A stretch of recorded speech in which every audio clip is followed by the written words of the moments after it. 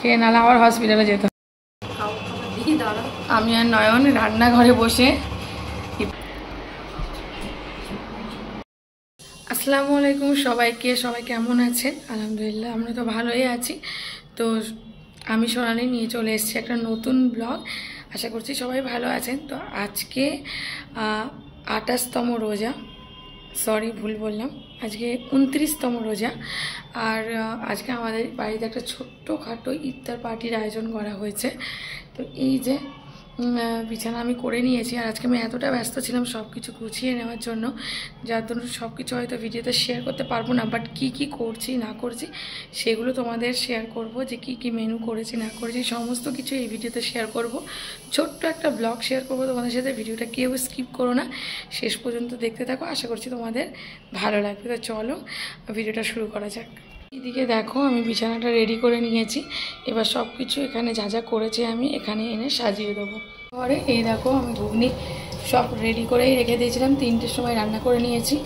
এখানে আমি chicken chop তৈরি করেছি, চপটা ভেজে নিচ্ছি। আর এই দেখো এটা চিংড়ি মাছের চপ করবো বলে এইভাবে রেডি করে রেখে দিয়েছি, জাস্ট ভাজবো। আর এখানে বেগুনে নুন লঙ্কা গুঁড়ো লঙ্কা আর হলুদ মাখিয়ে রেখেছি, এটাও ভেজে নেবো। এখানে ছোলা আছে, ছোলার সব কিছু কেটে রেখেছি, সেগুলো মাখিয়েও নেবো। দেখো এই যে ঘুগনি আমি বানিয়ে রেখে দিয়েছিলাম, 3টের সময় সব রান্না করে রেখে দিয়েছি। আর ঘুগনির কালারটা দেখো কি সুন্দর এসছে। এইদিকে দেখো আমি চপ বানাচ্ছি। এই চপগুলো লম্বা লম্বা করেছি, কারণ কি চিংড়ির চপটা আমি গোল গোল করেছি, সেটাও দেখাচ্ছি তোমাদের। এইভাবে আমি করে রেখে দিয়েছি, ঢাকা দিয়ে রেখে দিয়েছি। এবার জাস্ট ভেজে নেবো। এগুলো সব আমি দুপুরবেলা করে রেখেছি, মানে ওই 3টে-4টের দিকে।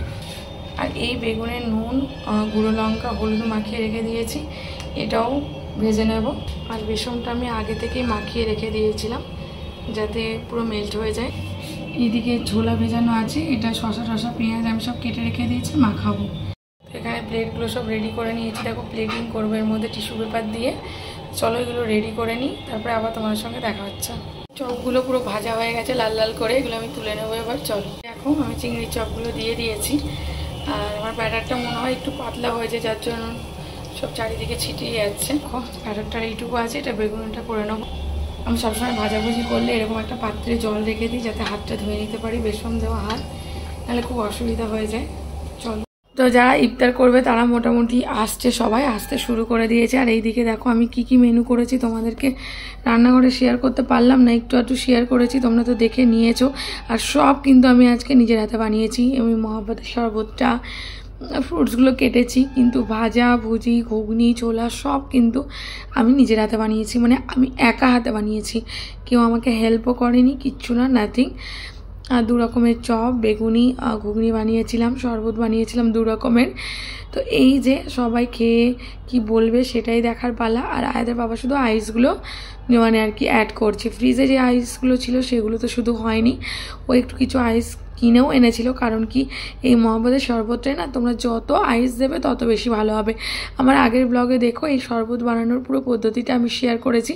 আর এটা ভীষণই টেস্টি হয় আর ভীষণই হেলদি হয়। আমি একেবারে চিনি দিই না, একটু জায়গারি পাউডার, কনডেন্স মিল্ক, দুধ, তোমার কাজু কিশমিশ কুচিয়ে এইগুলো দিই। আর হচ্ছে তোমার তরমুজগুলো কিউব কিউব করে কেটে দিই।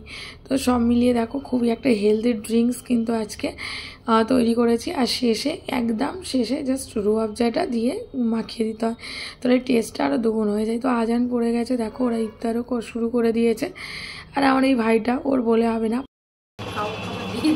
আমি আর নয়ন রান্নাঘরে বসে ইফতার করে নিলাম, কারণ আজকে টাইম পাইনি আমরা, তাই তো কোথাও বসার।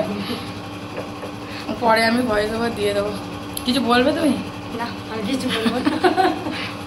এখানে দেখো এরা এইদিকে ইফতার করে একদম কি বলবো, যে যার মতো শুয়ে পড়েছে, এত টায়ার্ড হয়ে গেছে। আর বললো দারুণ হয়। তো ওরা এখানে রেস্ট নিচ্ছিল, আবার হালিম খেতে বাইরে গেছে। হালিমটা আমি বানাইনি, সব কিছু আমি নিজের হাতে তৈরি করেছি আজকে। আর ওদের ভীষণ ভালো লেগেছে। এর থেকে বড় পাওয়া আর কি হতে পারে আমার। আর ওগুলো কিন্তু সব আমার ভাই হয় সম্পর্কে, মানে আমার দেওর ভাই। আর ওরা আমার খুব কাছের। আর 4টেই কিন্তু আমার দেওর বলতে পারো, আমার ছোট ভাই বলতে পারো, কোনো ব্যাপার না। যাই হোক ভীষণই মজা করে এনজয় করে ওরা আজকে ইফতার করেছে। এই ছোটোখাটো একটা আয়োজন ছিল আর কি।